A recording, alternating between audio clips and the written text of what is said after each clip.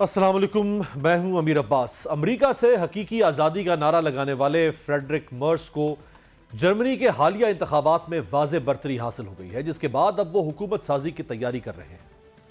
Germany में गुज़श्ता एतवार को मुकर्ररा वक्त से 7 माह कबल होने वाले पार्लिमानी इंतखाबात हुए, जिसमें हुक्मरान जमात को शिकस्त हो गई, जबकि फ्रेडरिक मर्स की जमात क्रिश्चियन डेमोक्रेटिक और उसकी हम ख्याल पार्टी क्रिश्चियन सोशल यूनियन या CSU मुश्तरका तौर पर सबसे ज्यादा वोट हासिल करके अव्वल नंबर पर रही। याद रहे कि फ्रेडरिक मर्स ने अपनी इंतखाबी मुहिम में जर्मनी को अमेरिका की पॉलिसियों से छुटकारा दिलवाने का नारा लगाया था। इसे वोटर्स ने हाथों हाथ लिया। अहम बात यह है कि मौजूदा जर्मन चांसलर ओलाफ शॉल्स ने अपनी पार्टी की इंतखाबी शिकस्त को बिला ताखीर खुले दिल से तस्लीम कर लिया है। उन्होंने 3 जमाती इत्तेहादी हुकूमत की जानिब से वफाकी चांसलर वो बने थे, लेकिन जर्मनी में तवानाई की बढ़ती कीमतें, अवामी बहबूद और खारजा पॉलिसी जैसे मसाइल की वजह से एक जमात उस इत्तेहाद से निकल गई थी।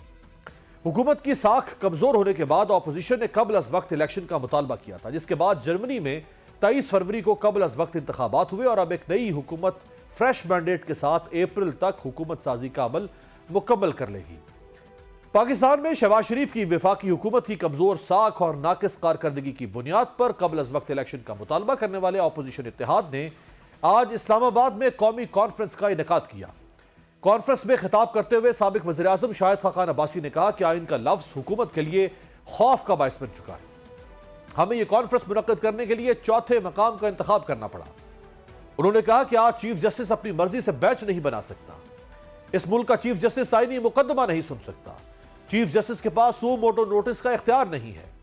IMF जैसा इदारा भी मजबूर हुआ कि चीफ जस्टिस से पूछे कि अदल का निजाम चल कैसे रहा है।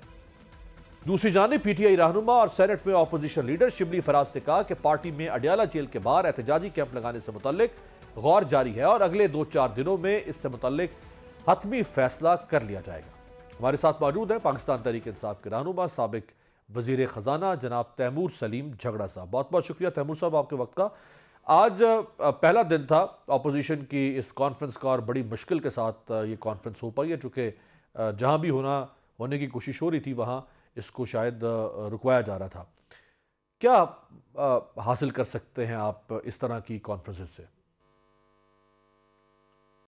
पहले मुझे ये बताएं कि हुकूमत का क्या हाल होगा कि एक कॉन्फ्रेंस ऑर्गेनाइज कर रहे हैं शाहिद खाकान अब्बासी, जो हुकूमती पार्टी के फॉर्मर सिर्फ रहनुमा नहीं थे, उनके वजीर आजम थे, और साथ महमूद खान आचकजई जिन्होंने 2014 में नवाज शरीफ का इतना साथ दिया। उनके प्रिंसिपल्स पे हमसे उनके इख्तलाफ थे, इसमें कोई शक नहीं। इनको एक कॉन्फ्रेंस की इस्लामाबाद में जगह नहीं मिल सकती।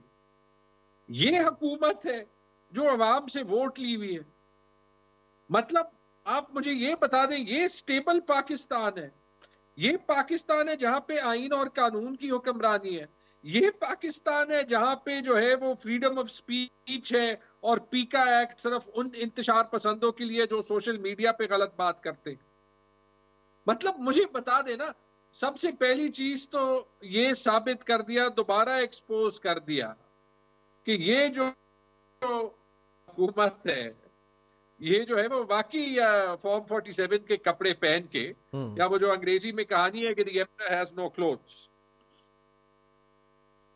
ठीक है, जिसे ये भी कहा जाता है कि बादशाह नंगा है। ये कहें कि ये चले, आज पहला दिन था, कल इसका दूसरा दिन है, और इससे पहले भी आपकी जमात आचकजई साहब और तहरीक तहफ़्फ़ुज़ आइन पाकिस्तान इस तरह की कोशिशें कर चुके हैं, जिसमें उस वक्त खैर शायद खाकान अब्बासी, मुस्तफ़ा नवाज़ खोखर शामिल नहीं थे, उसमें सिंध की जमातें भी शामिल नहीं थी। ये पहला आज गुज़श्ता 1 साल में मौका है कि जहाँ मज़ीद वसी इत्तेहाद हमें नज़र आ रहा है। क्या ये इससे आगे बढ़ के किसी एहतजाजी शक्ल में भी सामने आ सकता है ये इत्तेहाद? दो रास्ते हैं पाकिस्तान के पास आगे जाने के। एक रास्ता तो ये है कि हुकूमत मान जाए कि ये सिस्टम चलने वाला नहीं है, कि ज्यादतियां हुई हैं, कि 9 मई का जो वाकया था और जो उसके अफसोसनाक पहलू थे, उसके अलावा जो 9 मई को जिस तरीके से इस्तेमाल किया गया, कि وہ اگر ایک انکوائری ہو تو وہ سارا کچھ ثابت ہو جائے گا. 26 نومبر کو جو ہوا ہے، حکومت جو کہتی رہے کہ 26 نومبر کو گولی نہیں چلی، لاشیں کچھ اور کہتی ہیں، اسلام آباد کی آبادی کچھ اور کہتی ہے، اسلام آباد کی پریس کچھ اور کہتی ہے، حکومت کے ارکان بھی آف دا ریکارڈ کچھ اور کہتے ہیں. اور 8 فروری کو جو الیکشن کا رزلٹ تھا، جو اصلی رزلٹ تھا اور جس رزلٹ حکومت آئی ہے جو فارم 47 کا رزلٹ تھا، اس میں بھی فرق اتنا ہے کہ ایک پتان کی رپورٹ آج تک وہ برداشت نہیں کر سکتے. ہمارے ٹریبیونلز تو چھوڑے 400 دن ہو گئے ہیں کہ ہمارے ٹریبیونل شروع ہی نہیں ہو رہے. ٹھیک ہے، اب جب آپ ان 3 چیزوں کو ملائے تو ایک راستہ تو یہ ہے کہ حکومت مان جائے کہ کوئی نیگوشیٹڈ سولوشن پہنچنی ہے. جھگڑا صاحب آپ کے پیچھے جو کتابوں ریکس میں کتابیں پڑھی ہیں، میں ان میں سے ایک کتاب دیکھ سکتا ہوں، یہ شاید ولیم ڈلرمپل کی کتاب ہے جو برطانوی راج سے متعلق ہے. تو یہ آپ کو یہ خواہش کہاں سے ہو رہی ہے کہ حکومت جو ہے وہ خود مان جائے کہ نہیں ہم تو بہت برے لوگ ہیں اور ہم دھاندلی کر کے آئے ہیں؟ یہ جو کتابیں پیچھے پڑھی ہیں یہ ساری وہاں سے لے کے آج تک، یہ کب ہوا ایسا؟ جس کے پاس پاور ہوتا ہے، پاور ہے، وہ اس کو ایگزرٹ کرتا ہے، وہ یہ کر رہے ہیں. اچھا، میں بڑا امپریس ہوا ہوں کہ آپ نے کلیکشن دیکھے. مجھے واقعی جو ہے وہ تاریخ کا شوق ہے. یہاں پہ بہت سی کتابیں اور وہ آپ پاکستان کی تاریخ کا بھی بتاتی ہے کہ جب ایوب خان کا دور تھا تو 10 سال بعد ڈیکیڈ آف ڈیولپمنٹ تو انہوں نے منا لیا، لیکن اس کے 6 مہینے بعد جو ہے وہ ایوب خان نہیں تھے، اور جو نظام انہوں نے بنایا تھا اور وہ 10 سال کی ریکارڈ اکنامک گروتھ کی بنیاد پہ بنایا تھا، جب وہ گیا تو جنرل ایوب خان صاحب نے اپنے نظام میں خود بھی ٹرسٹ نہیں کیا. نیشنل اسمبلی اسپیکر کو انہوں نے اقتدار نہیں دیا، انہوں نے جنرل یحییٰ کو دیا. وہ یہ بھی دکھاتی ہے کہ 10 سال پیپلز پارٹی کو جو ہے وہ سٹگمیٹائز کرنے کے باوجود جب جنرل ضیاء الحق کا دور ختم ہوا تو اس کے باوجود کہ دوبارہ سے 10 سال ریکارڈ اکنامک گروتھ تھی. آئی جی آئی کے بنانے کے باوجود بھی بے نظیر بھٹو کو جو ووٹ ملنے تھے عوام سے وہ کوئی روک نہیں سکے. اور مشرف کے دور کے اینڈ پہ بھی یہ ہوا کہ جب 2008 کے الیکشنز ہوئے تو ووٹ مشرف کو اور پی ایم ایل کیو کو نہیں ملا. تو ہمیں تاریخ یہی بتاتی ہے کہ جو نظام قابض ہو جاتا ہے اقتدار پہ، وہ یہ سمجھ سکتا ہے کہ ہم جو ہے وہ محفوظ ہیں، ہم سٹیبل ہیں، پاکستان ترقی کر رہا ہے، لیکن نیچے اصلیت کچھ اور ہوتی ہے. انفارچونیٹلی جب نظام جمہوری نہیں ہوتے اور وہ 60 پیج کے سپلیمنٹ ٹیکس پیئر کے پیسوں پہ جو ہے پبلش کرتے ہیں تو وہ یہ سننے کی قوت وہ ان میں ختم ہو جاتی ہے کہ ایکچوئل گراؤنڈ پہ حالات کیا ہے. اور اگر آپ 10 سال کی ڈکٹیٹرشپس لیں تو جو حال پاکستان میں ایوب خان یا ضیاء الحق کے 10ویں سال میں ہوتا تھا یا مشرف کے 10ویں سال میں ہوتا تھا، پہلے دوسرے سال میں اس سے بدتر حال ہے عوام کے سینٹیمنٹ کا. تو یہ تو ہمیں یہی بتاتا ہے کہ یہ لاسٹ نہیں کر سکتا. اس لیے میں کہہ رہا تھا ایک راستہ نیگوسیشن کا ہے، دوسرا راستہ سڑکوں کا ہے. وہ 10 دن لے، مہینہ لے، کچھ مہینے لے، لیکن اس سے بہت بہتر ہے کہ نیگوشیٹڈ طریقہ ہو. یہ دوسرا طریقہ ہم جو بھی کہیں وہ کسی کے کنٹرول میں نہ رہتا ہے جب وہ شروع ہونا ہے، نہ وہ کسی کے کنٹرول میں رہتا ہے جب وہ ختم ہوتا ہے اور کہ اس کے انجام کیا ہوتے ہیں. رائٹ. اب یہ فرمائیں کہ کیا اڈیالہ جیل کے باہر کوئی احتجاجی کیمپ لگانے کا فیصلہ حتمی طور پہ ہو چکا ہے یا ابھی صرف یہ تجویز ہے؟ نہیں، یہ تجویز ہے. ویسے اگین دیکھیں سمپل سی چیز ہے. کل ہماری دوبارہ ملاقات ہے عمران خان صاحب سے. 4 ہفتے میرا نام وہاں پہ دیا گیا ہے. 4 ہفتے ہم جاتے ہیں، 4 ہفتے ہم وہاں بیٹھتے ہیں، 4 ہفتے وہاں پہلے پولیس کہتی ہے کہ جیل مینول کے مطابق آپ سب آئیں، پھر ملواتے ہیں. پھر اس کے بعد جو ہے وہ ہم وہاں پہ بیٹھ جاتے ہیں. پھر وہ کہتے ہیں جی بس اجازت مل جائے. نہ وہ کہتے ہیں کس سے اجازت ملنی ہے، نہ وہ کہتے ہیں کہ کب اجازت مل بچ جاتے ہیں. پھر ہم کہتے ہیں اچھا یہ تو بتا دیں کہ آپ نے ہمیں نہیں ملنے دینا. نہ وہ کہتے ہیں کہ نہیں ملنے دینا. دیکھیں اس لا قانونیت میں کچھ نہیں رہ سکتا. پھر اس کے بعد جو ہے اگر وہاں پہ مظاہرہ ہو تو آپ کہیں گے کہ یہ دہشت گرد ہیں، وہاں پہ جو ہے وہ مظاہرہ نہ ہو تو عوام کا غصہ اور بھی زیادہ ہوگا. ہم کرنا کیا چاہتے ہیں یہ مجھے سمجھ نہیں آ رہا. رائٹ. لیکن حکومت کو تو سمجھ ہے کہ وہ کیا کرنا چاہتی ہے اور کیا کر رہی ہے. حکومت کو سمجھ ہے بھی، لیکن حکومت کو یہ نہیں سمجھ، یا شاید وہ سمجھنا چاہ نہیں رہی کہ اس کا انجام کیا. یہ تو میرے خیال صرف حکومت کو نہیں پوری دنیا کو سمجھ ہے کہ جو گناہ انہوں نے کیے ہیں ان کے پاس کوئی چارہ نہیں ہے ماں سوا یہ کہ انہوں نے ہر قانون توڑنا ہے، انہوں نے زبردستی آئین کو بدلنا ہے، انہوں نے جوڈیشری بھی قابو کرنی ہے، انہوں نے دن رات ٹی وی پہ پروپیگنڈا بھی کرنا ہے، کیونکہ انہوں نے جو ہے وہ ابھی اگر یہ مان لیا ہے کہ جو گناہ انہوں نے کیے ہیں وہ معاف نہیں ہو سکتے، تو پھر تو وہ اس راستے پہ جائیں گے. لیکن جیسے میں نے کہا اور میرے خیال میں جیسے آپ مان جائیں گے کہ تاریخ ہمیں بتاتی ہے کہ اس کا انجام اچھا نہیں ہوگا. اور یہی بات شاید یا حکومت کو سمجھ نہیں ہے، یا ہر آدمی یا ہر نظام جس نے یہ کوشش کی ہے کہ ہمارا انجام کچھ اور ہو جائے گا، ان کا خیال ہے کہ somehow جو چیز تاریخ میں نہیں ہوئی وہ یہ حکومت کر بیٹھی. رائٹ. بہت بہت شکریہ تیمور سلیم جھگڑا صاحب، تحریک انصاف کے رہنما، سابق صوبائی وزیر خزانہ ہمارے ساتھ تھے. پروگرام میں بریک کے بعد پاکستان پیپلز پارٹی کے سینیٹر شہادت اوان ہمارے ساتھ ہوں گے.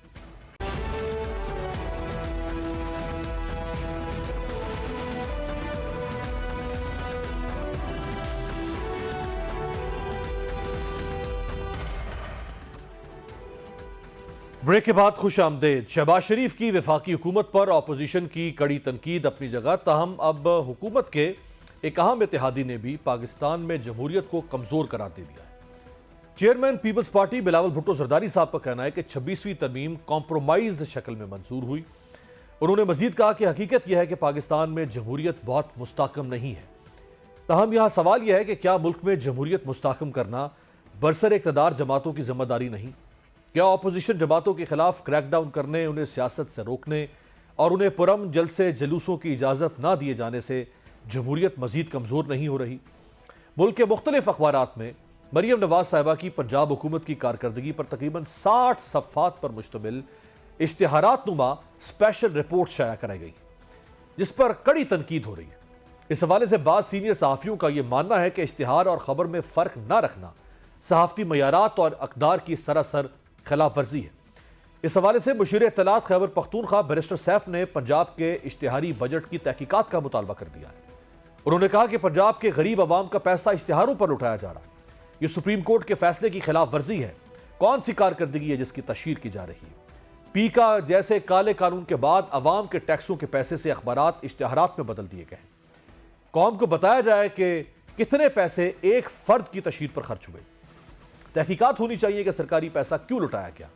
دوسری جانب ملک میں بڑھتی سیاسی گھٹن پر جے یو آئی کے سینیٹر حافظ عبداللہ صاحب نے کہا ہے کہ ملک میں مارشل لاء لگائے بغیر خاموش مارشل لاء نافذ ہے. ملک میں جمہوریت موجود نہیں. ماضی میں ڈکٹیٹرز کے ہاتھوں جمہوریت کا قتل ہوتا رہا اور اب نام نہاد جمہوری شیروانی میں ملبوس وزیر اعظم کے ہاتھوں جمہوریت قتل ہو رہی ہے. افسوس کہ پارلیمنٹ میں قانون سازی غیر سیاسی اشرافیہ کے اشاروں سے ہو رہی ہے. پیکا ایکٹ جیسے سیاہ قوانین کے ذریعے میڈیا کی آزادی سلب کی گئی ہے.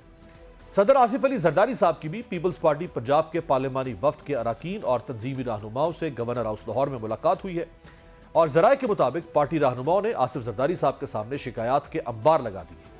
اس پر زرداری صاحب نے کہا ہے کہ اتحادی حکومت کے ساتھ چلنا ہماری مجبوری ہے. جانتا ہوں تحریری معاہدے کے نکات پر عمل درآمد نہیں ہو رہا. نون لیگ کا ساتھ دینے کے لیے پیپلز پارٹی کی مجبوری کیا ہے؟ اشتہارات کی بھرمار اور جلسے.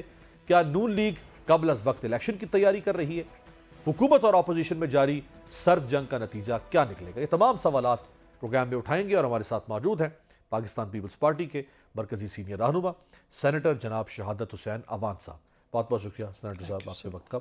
سب سے پہلے زرداری صاحب کے بیان سے ہی شروع کر لیتے ہیں. کیوں ان کو 1 سال کے بعد یہ کہنا پڑ رہا ہے کہ ہماری مجبوری ہے، اور آخر ایسی کیا مجبوری ہے؟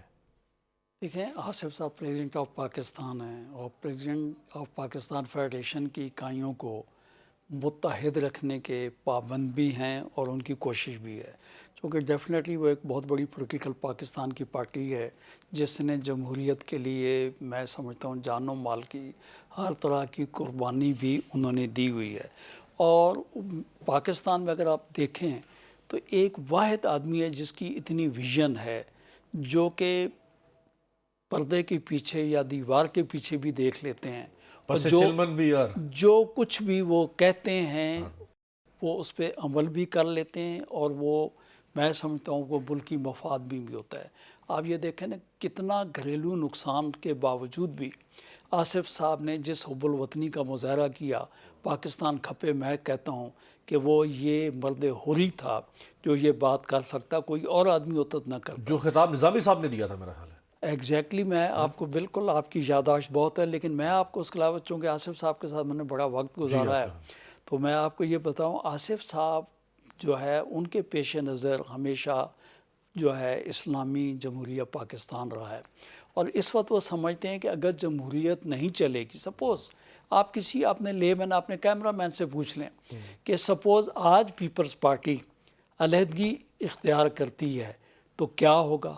حکومت ٹاپر ہوگی، اس کا وے آؤٹ کیا ہوگا؟ مطلب الیکشن کے علاوہ تو یہ ہوگا نا کہ دیکھیں جو سیٹ اپ پارلیمنٹ چل رہی ہے، پارلیمنٹ تو نہیں ٹوٹے گی، نہیں، پریزیڈنٹ آف پاکستان تو ہی نہیں توڑیں گے کہ پارلیمنٹ کو توڑ دیں، شاید اس قسم کی کوئی ایڈوائس کہیں سے آ جائے۔ لیکن میں یہ کہتا ہوں، لیکن گورنمنٹ فارم نہ ہو، اگر گورنمنٹ فارم نہ ہو، ایک پروسیجر ہے جی، آپ الیکشن کروائیں گے، کوئی پولیٹیکل پارٹی آئے گی، لیکن میں کہتا ہوں کہ آپ سسٹم کو مزید ڈسٹرب کیوں کریں گے؟ آصف صاحب کہتے ہیں کچھ نہ ہونے سے بہتر ہے کچھ ہونا، کیونکہ جو آج کل زیادہ تر لوگ بات کرتے ہیں، ہم نے حکومت کو یقینی طور پہ، ہم نے حکومت کے اتحادی ہیں، حکومت کا ہم حصہ نہیں ہیں، جو کہ نون نے کئی دفعہ یہ ایفرٹ کی ہے کہ ہم گورنمنٹ میں شامل ہوں، حکومت کا حصہ بنیں، لیکن آپ کو ویسے نزلہ تو آپ لوگوں پہ گر ہی رہا ہے، دیکھیں، تو حکومت بھی لے لیں، آپ وزارتیں بھی لے لیں۔ دیکھیں بات گزارش یہ ہے کہ ہم پاکستان پیپلز پارٹی نے کبھی یہ نہیں سوچا کہ ہمیں اقتدار ملے۔ ہم کہتے ہیں کہ ملک چلے، معیشت ٹھیک ہو، غریب کی روزی روٹی، روٹی کپڑا اور مکان کا جو ہمارا ہے سلوگن، وہ جو ہے اس کے اوپر کوئی بھی پولیٹیکل پارٹی ہو، ہمارا نظام جو ہے اس کے اوپر چلے۔ دیکھیں سر، بات یہ ہے کہ ہمارے نون کے ساتھ شدید اختلافات ہیں۔ پہلے، سب سے پہلے تو آپ کو یاد ہوگا 40 سال سے 40 سال سے ہیں، شروع سے ہیں، لیکن اس کے بعد آپ کو یوں بھی یاد ہوگا کہ لندن میں ہم نے متحد جو ہم نے چارٹر آف ڈیموکریسی بھی وہ بھی ہم نے کیا تھا۔ اس کے بعد ابھی بھی آپ نے آج کل میں سنا کہ ہمارا ریٹن ایگریمنٹ بھی ہے، لیکن بات یہ ہے کہ جو چیز ہم سمجھتے ہیں کہ کوئی ڈیویشن ہو رہی ہے تو اس کو کیا آپ سمجھتے ہیں کہ پوائنٹ آؤٹ بھی نہ کریں؟ بات یہ، دو بھائیوں میں بھی ناراضگی ہوتی ہے، ایک دوسرے کو کہتے ہیں۔ ہمارا، آپ کو یاد ہوگا جب بجٹ ہو رہا تھا تو بجٹ کے وقت بلاول بھٹو زرداری صاحب نے اس بات کا برملا اظہار کیا کہ بھائی آپ نے جو P S D P schemes ہیں، آپ کا ہمارا یہ آپس میں ایگریمنٹ تھا کہ آپ ہمیں اعتماد میں لیں گے، لیکن آپ نے ہمیں نہیں پوچھا، اور بجٹ آ گیا ہے، اس میں جو ہم دیکھتے ہیں وہ سارے کا سارا آپ کو جو ہے، وہ میں نام کیا لوں کہ وہ آپ کو ادھر ہی نظر آتا ہے۔ وہ سو کہ جنوبی پنجاب میں بھی آپ کو کچھ نظر نہیں آتا جہاں ہمارا ووٹ بینک ہے، لیکن اس کے باوجود بھی اگر اس دن بجٹ پاس نہ ہوتا تو کیا ہوتا؟ حکومت دھڑم ہوتی۔ اس کے بعد بھی آپ دیکھیں کچھ عرصے کے بعد پھر یہ آپ یعنی اس کو لیسر ایول کہہ رہے ہیں؟ میں یہ تو نہیں کہوں گا، بات میں میرے ان کی ناسمجھی کہوں گا یا خوش فہمی سمجھوں گا۔ اللہ ان کو ہدایات دے اور سمجھنے کی کوشش کرے کہ یہ حکومت بنانا، حکومت بچانا تو آپ کی لاجک میں انڈرسٹینڈ کرتا ہوں، اور میں چلیں اس کو ہم کہتے ہیں کہ یہ بالکل ٹھیک ہے، اس کے علاوہ کچھ چارہ نہیں تھا، لیکن جو کچھ اس حکومت کے دور میں غلط ہوتا رہا یا قابل اعتراض ہوتا رہا، چلیں یوں کہتے ہیں، وہ کیا مجبوری تھی کہ آپ نے اس پہ بھی ساتھ دینا تھا؟ حکومت بنا کے دے دی، اب یہ جانے ان کا کام جانے، ان کی ہر برائی میں آپ حصہ دار کیوں بنتے ہیں؟ سر ابھی تو انہوں نے سٹارٹ لیا، 5 سال بعد ہو سکتا ہے کہ آپ اور میں اس ٹیبل پہ ہوں گے تو ہم بہتر پوزیشن میں ہوں گے، اور آپ بھی ہو سکتا ہے واضح طور پہ اس دن یہ کہہ رہے ہوں گے کہ آئندہ کی چوائس جو ہے صرف اور صرف اس ملک کے لیے بلاول بھٹو زرداری صاحب ہیں، تاکہ وہ کوئی یہ نہ کہہ پائے کہ ہمیں تو پراپر موقع نہیں دیا۔ موقع لیں۔ میں سمجھتا ہوں کہ اگر یہ گورنمنٹ، لیکن بیگیج بہت چڑھا دیا آپ نے بلاول صاحب پہ۔ بات یہ ہے کہ دیکھیں بلاول صاحب جو ہے وہ ذوالفقار علی بھٹو کے نواسے ہیں، آصف علی زرداری کے بیٹے ہیں، شہید بیٹی کے صاحبزادے ہیں۔ آپ نے ایز اے فارن منسٹر ان کی ورکنگ کو دیکھ لیا، ایک حوصلہ مند آدمی ہے، اور پھر اس کے علاوہ ان میں ویژن ہے، ان میں ایک سوچ سمجھ ہے، لکھا پڑھا نوجوان ہے، پاکستان کے مسائل سمجھتا ہے، اور ریکنسیلیشن جو ہے اس نے اپنی ماں جو ہے اس سے وراثت میں لی ہوئی ہے۔ تو میں یہ سمجھتا ہوں کہ بلاول بھٹو صاحب اگر کبھی بھی جب بھی الیکشن ہو 5 سال بعد ہوں 3 سال بعد ہوں کل الیکشن ہو جائے میں کہتا ہوں کہ اس قوم کے پاس بلاول بھٹو زرداری صاحب کے علاوہ کوئی چوائس نہیں یہ تو آپ کی خواہش اور تجویز ہو سکتی ہے نا، ایک خواہش اور ساتھ نہیں، تجویز بھی دے رہے تجویز ہیں، دیکھیں لیکن اس کے لیے ضروری ہے نا کہ آپ کا جو پولیٹیکل کنڈکٹ ہے جی اس دور میں جی وہ کیا لوگوں کو متاثر کرے گا کہ آپ اس پورے نظام کو جس طرح سے سہارا دے کے بیٹھے ہیں، جی پھر یہ اس تجویز پہ عمل کیسے کریں گے لوگ؟ سر میں گزارش آپ کو یہ کروں کہ آپ اس کو ایک ایک صوبے سے شروع کر لیجئے گا. سب سے پہلے تو پاکستان کا جو دوسرا بڑا صوبہ ہے سندھ، اس کو آپ دیکھ لیں کہ وہاں بلاول صاحب نے کس طریقے سے اپنے صوبے کو قائم دائم رکھا ہوا ہے. ہماری گڈ گورننس جو ہے وہ آپ کو وہاں پہ بدراد علی شاہ صاحب کی صورت میں آپ کو نظر آ رہی ہے. آپ سندھ میں جا کے دیکھ لیں، وہاں 10 میں سے 9 بندے جو ہیں پاکستان پیپلز پارٹی کی بات کرتے ہیں. اس کے بعد آپ چل کے دیکھ لیں کہ جو میری پوری بات سن لیجئے. اس کے بعد یہ ہوا کہ لوکل گورنمنٹ میں آپ یہ دیکھ لیں کہ ہمارے میئر کا آ جانا کراچی سے. لیکن کیسے آنا؟ نہیں دیکھیں جی کیسے، تو پاکستان میں بات یہ ہے امیر عباس صاحب، وہ بندے غائب ہو گئے. بات یہ ہے دیکھیں جی، بندے اگر غائب کرنے والی بات ہو، جماعت اسلامی اور پی ٹی آئی کا میئر بن رہا تھا لیکن نہیں بننے. بات یہ ہے کہ یہ تو آپ کی پھر یہ خواہش ہو سکتی ہے کہ اگر گزارش یہ ہے دیکھیں جن کا ایک ایم این اے نہ بن پائے، جن کا 168 میں سے ایک ایم پی اے نہ بن پائے، تو بھائی بات یہ ہے کہ جلسے جلوس کانفرنسز میں وہ کہتے رہے کہ ہم نے بننا تھا. تو میں بتاؤں جس نے بننا تھا، افغانی صاحب نے بننا تھا، وہ بن گئے.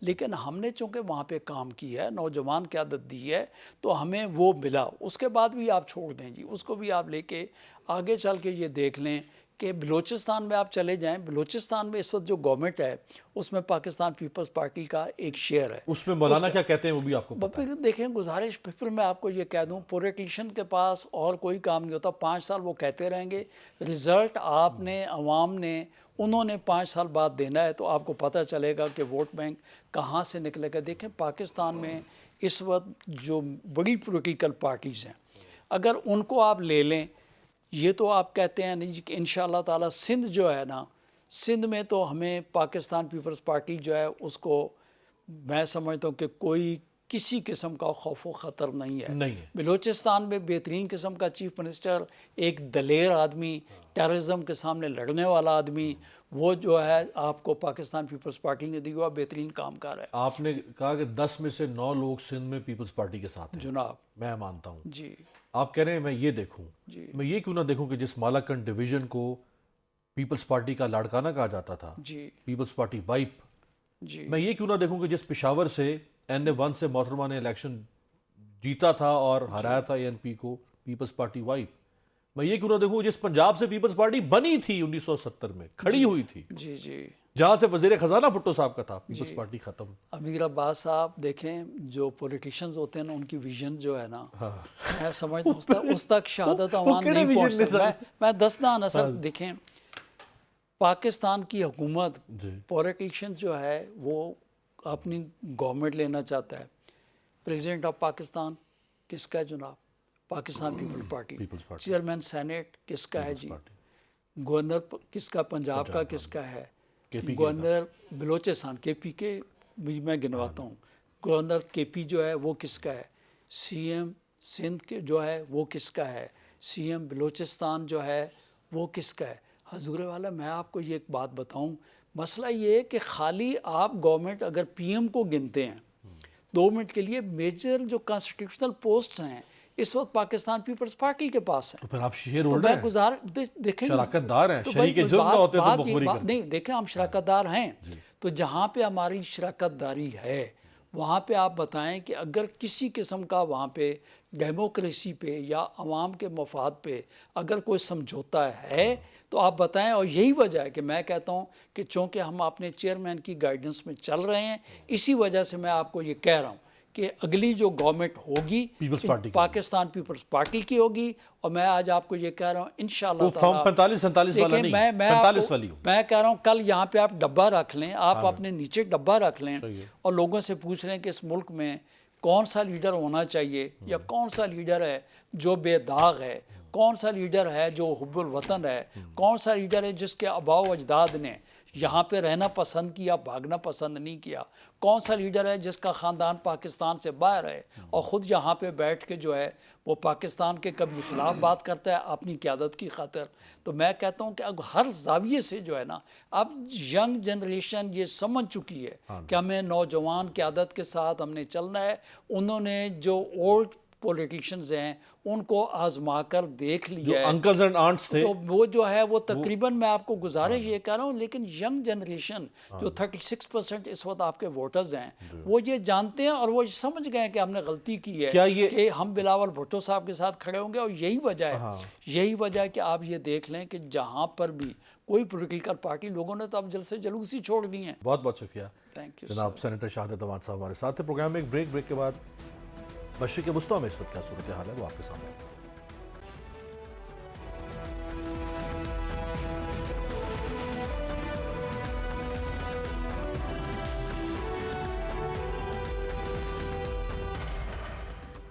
بریک کے بعد خوش آمدید۔ اتوار 23 فروری کو لبنان کے دارالحکومت بیروت میں لبنان کی مزاحمتی تنظیم حزب اللہ کے شہید سربراہ حسن نصر اللہ اور ان کے جانشین سید ہاشم صفی الدین کی نماز جنازہ ہوئی، جس میں لاکھوں لوگوں نے شرکت کی۔